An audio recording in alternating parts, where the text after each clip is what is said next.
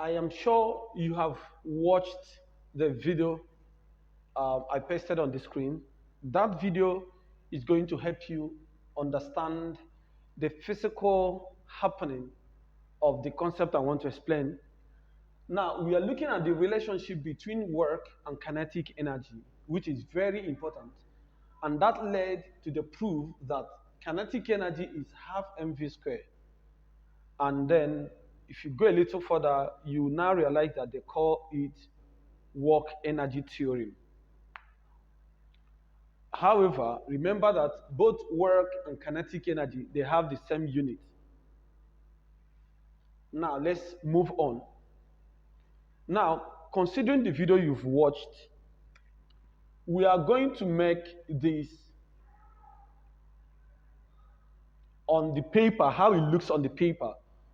So let's assume I call this place point A, and the body is pushed to point B.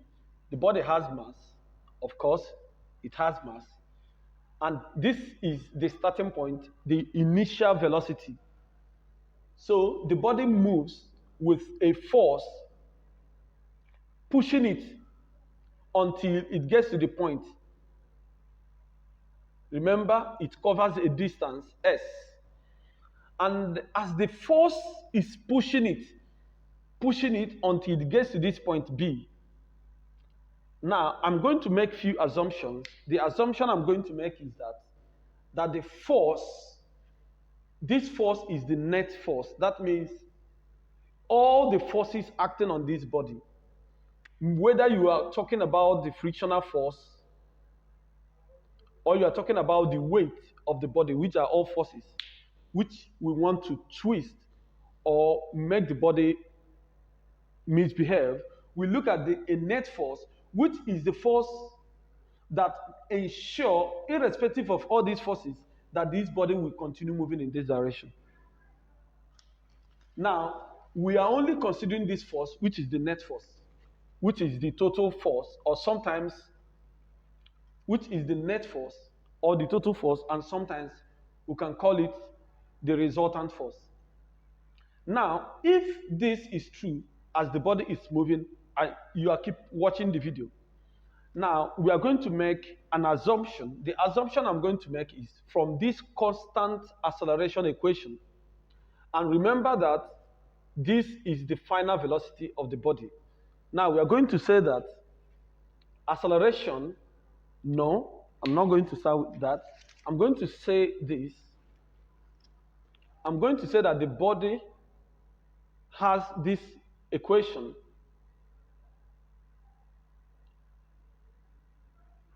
Now, remember, I'm looking at this moving in an x-plane, that is x-axis.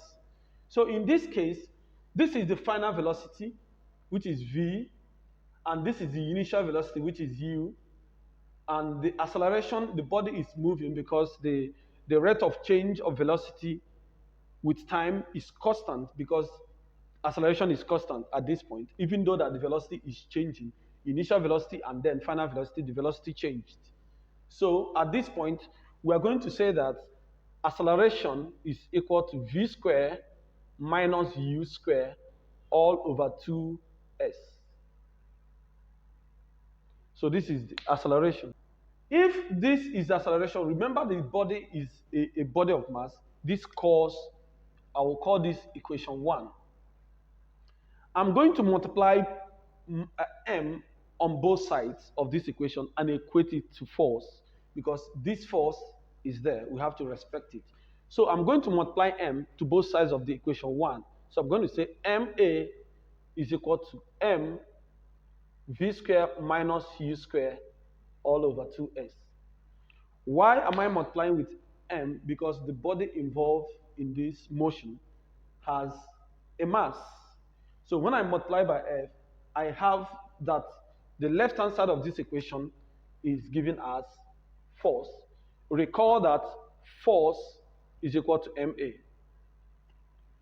So ma is now the same thing as force, so which is equal to m v² minus u² all over 2s. So this is where the equation is at this point. Now, from this point, the next thing I'm going to do is to multiply s to both sides of the equation. So if I have f times s, I will have m v squared minus u squared all over 2s times s. So remember, I multiplied s on both sides of the equation, and I will cancel the s. So this is fs is equal to mv squared minus mu squared all over 2. Remember this equation that work is equal to force times distance. Force times distance, because the work that this force is doing on this mass is given as the force times the distance it traveled. So I am going to replace this equation. This is equation 2.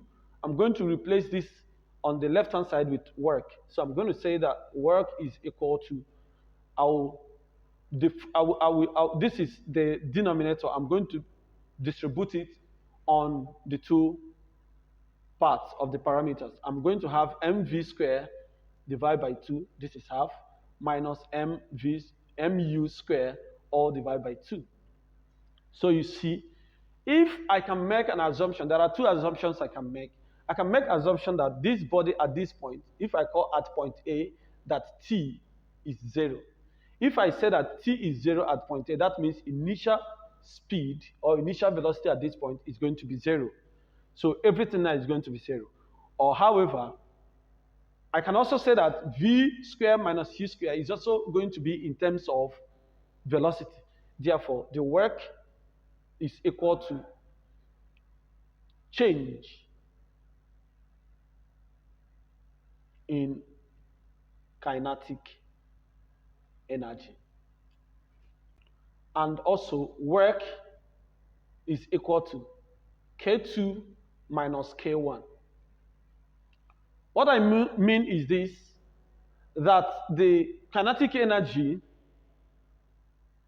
is the same thing as the kinetic energy at this point, the kinetic energy at this point, at the final stage, minus the kinetic energy at the initial stage, is going to give you the total work done by this force on this body. Remember that work is change in kinetic energy, which is the final kinetic energy minus the initial kinetic energy. Now, that means that work is something as kinetic energy. So if work is change in kinetic energy, so I'm going to make this final assumption that that work is something as half mv squared. Half mv squared, then since work is something as change in kinetic energy, change in kinetic energy is something as kinetic energy. So I'm going to remove this and say that K is half mv squared.